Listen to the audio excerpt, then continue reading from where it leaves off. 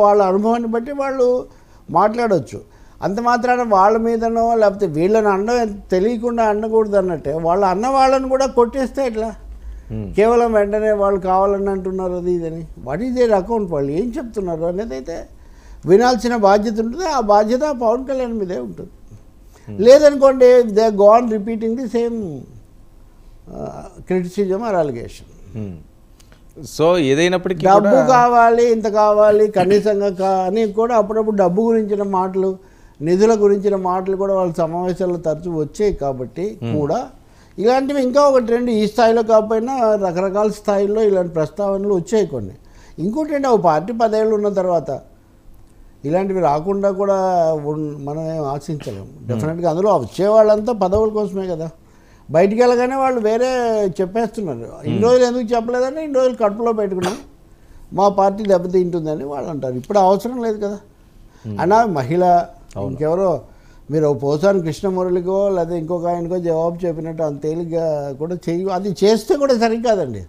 ఇప్పుడు వైసీపీ వాళ్ళు ఒక వైఎస్ షర్మిల మీద మాట్లాడితే ఏకపక్షంగా ఇష్టానుసారం సరికాదని అన్నట్టే ఎవరైనా ఒక బాధ్యత స్థానంలో ఉండి మీతో నిన్నటిదాకా ఉన్నవాళ్ళు ఈరోజు కొన్ని మాటలు అన్నారంటే దానికి జవాబు చెప్పాలి. మీరు ఇందాక పరకాల ప్రభాకర్ విషయం తీసుకొచ్చారు, అది విషవృక్షం అని ఆయన బయటకు వచ్చాడు. దాన్ని నిజానికి పవన్ కళ్యాణ్కు అత్యధిక కోపం, అత్యధిక ఆగ్రహం పరకాల ప్రభాకర్ మీద.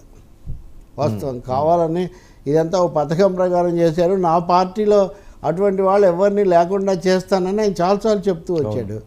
మరి ప్రభాకర్ ఎవరు లేరు, ఈమె ఎవరో మీరు ఏరుకోరి పెట్టుకున్నటువంటి ఒక సీనియర్ ముఖ్యమైన నాయకురాలు ఇప్పుడు చెప్తున్నారు. యూ హ్యావ్ టు రిప్లై కదా, యాక్సెప్ట్ అని నేనేం చెప్పట్లేదు. You have to reply, you have to rebuff at least.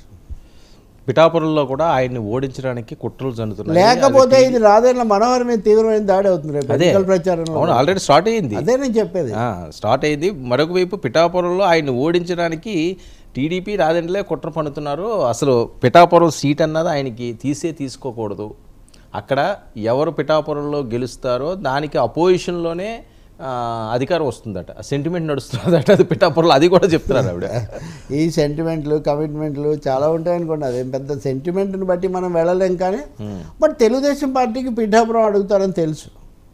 మీకు 2 మాసాల కిందట కూడా మన దగ్గర వచ్చింది అది. పిఠాపురం ఎందుకు తీసుకొని ఉండొచ్చు, దానికి లైక్లీ రీజన్స్ ఏంటి, ఇలాంటివి కూడా వచ్చాయి.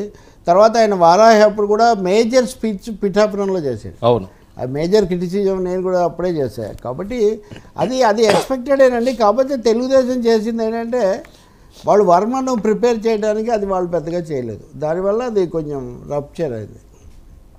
ఇప్పటికి కూడా వర్మ గారు పూర్తిగా తగ్గిపోయాడా మనం ఏం చెప్పలేము, ఇంకా నడుస్తారు. పైగా ఈయన కూడా కాకినాడ అది ఇదని కొంచెం దాన్ని తనకు తాను కొంచెం సమస్య పెంచుకున్నారు.